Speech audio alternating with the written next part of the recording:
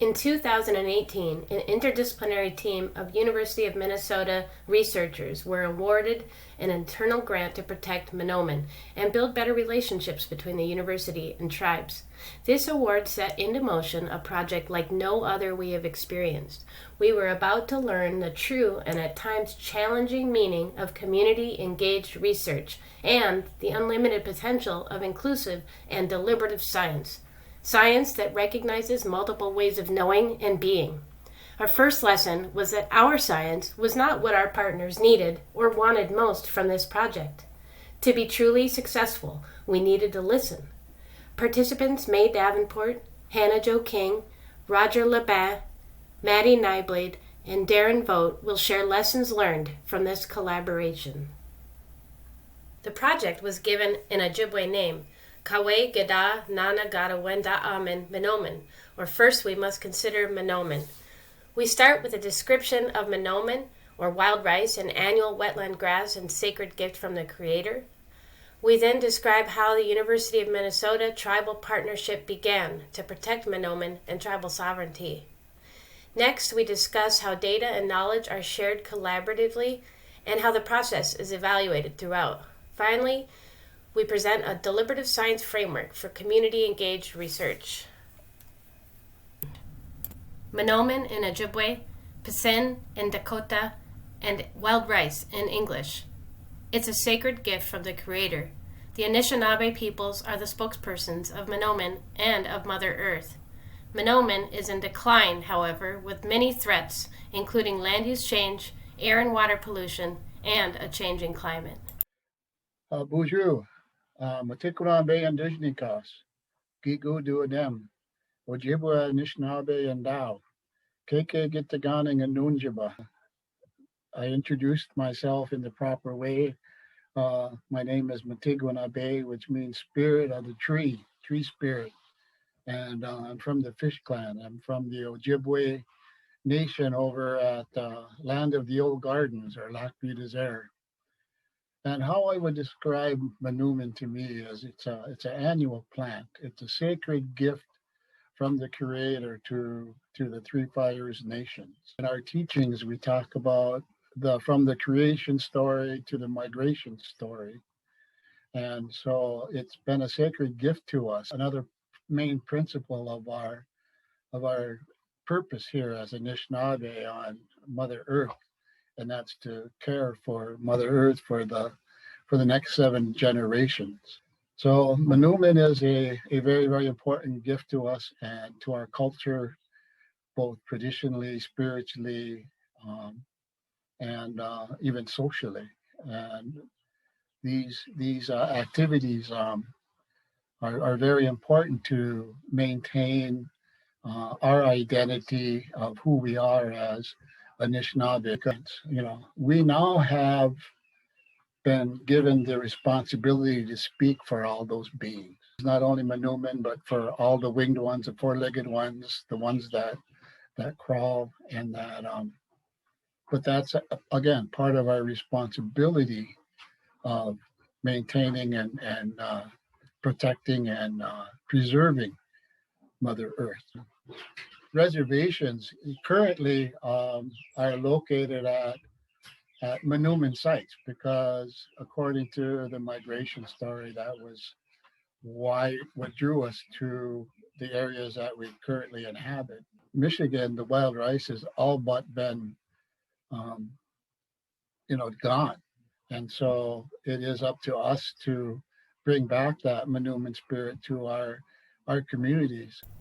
Principles of this partnership are honoring tribal sovereignty and treaty rights, early and meaningful engagement, relationship building, listening to tribes and prioritizing tribal needs, and learning from past wrongs. 1854 Treaty Authority is an intertribal organization. We're governed by the Bois Forte and Grand Portage bands.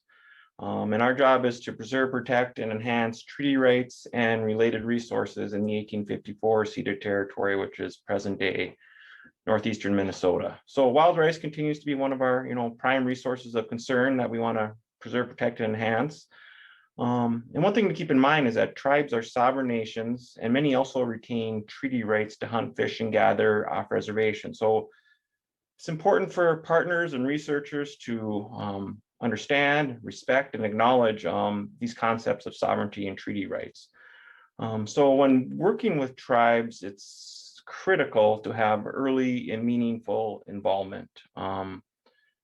Researchers have a history of maybe not even coordinating with tribes at all, or perhaps at the last minute, come swooping in and say, hey, we want your involvement or sign off on this project. And that's, really not appropriate. And so this project has really done that. It's taken the time to step back and develop those relationships, develop that trust, which is, again, critical for working together in a good way. This process does take a lot of effort and time. It slows down some of your primary research objectives. In our initial contact with this University of Minnesota group, they had proposed to do a specific kind of research in some areas. And, as they started to communicate with the tribal partners, maybe those priorities didn't necessarily line up. And so I think it was a chance for the group to step back and, again, develop those relationships and see, what is important, what questions make sense to ask and try to answer. Yeah, there's a long history of this wild rice research going on in the University of Minnesota, mostly in support of the cultivated industry, and how tribal partners have not been comfortable with a lot of that work, and the University of Minnesota really not listening to some of those concerns, or at least acting on them. So I guess the hope would be we start to learn from this process. In this project, data and knowledge are shared collaboratively. We co-develop research questions, gather data and knowledge in the field together, explore what water level and geochemistry data mean for Manoomin, and develop a holistic understanding of Manoomin. And as always, we respect tribal sovereignty and data sovereignty. From the beginning, researchers were asked and tasked to step back and start building those relationships and collaboratively developing research questions to explore through conferences that researchers and tribes came together to have, and partners and university researchers and students went out in the field. Partners were sharing stories and histories of the places that we were visiting. Researchers were putting out sensors to measure water level and collect geochemistry data, but all throughout that process talking about what the places that we were visiting meant, how important the relationships to the place are, and how Manoomin has changed over time at those locations. And then from all of that data collection, we put together reports for each site that we shared with our partners and discussed over several Zoom meetings. So this deliberative process really changed and shaped the science, because if researchers had gone out, university researchers had gone out without any of this, we would, at this point in the project, we would have some water level data and geochemistry data, which is such a narrow understanding of the complex and important systems. But now, because of this deliberative and collaborative process, we have an understanding of the history and the importance of these places. To ensure that we were continuing on the right track, we conducted multi-dimensional project evaluation throughout the research. This included open conversations about past harms, especially harms caused by the University of Minnesota. We conducted surveys of project participants, meeting evaluations, and in-depth interviews with participants. In addition, we developed criteria of success through a collaborative process with partners and University of Minnesota project personnel. There's been a lot of intentionality, as we've heard, about just getting feedback from each other, having open conversations, making sure, especially that researchers are listening to Native and tribal partners and prioritizing their viewpoints. So some of the ways that we've been doing formal evaluation recently, we've been doing a survey that's gone out to participants in the project. We've been evaluating meetings at the end of them as a group to talk about what goes well, what needs improving. So that is very real-time feedback that we can build on for the next meeting together. We've also done interviews of project participants that focus specifically around how we're weaving together different ways of knowing on the project. I think one of the important frameworks for our evaluation is making sure that we're centering those stories and that place-based knowledge and that, the sovereignty of Manoomin and the sovereignty of tribes. And I think it also just gives a chance for a reflection. Everyone kind of brings their own gifts to their relationship with Manoomin. Maybe as a reflection to the way that we do evaluation, that somebody might see something in our project or have a suggestion for our project that another person misses. And I think that we try our best to really have like an equal playing field where everyone's voices have space to be heard. A significant outcome of this research project is a deliberative science framework for community-engaged research. We conducted 8 Zoom meetings with tribal partners.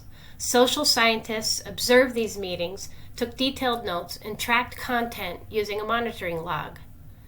From this analysis, 6 core elements of deliberative science emerged.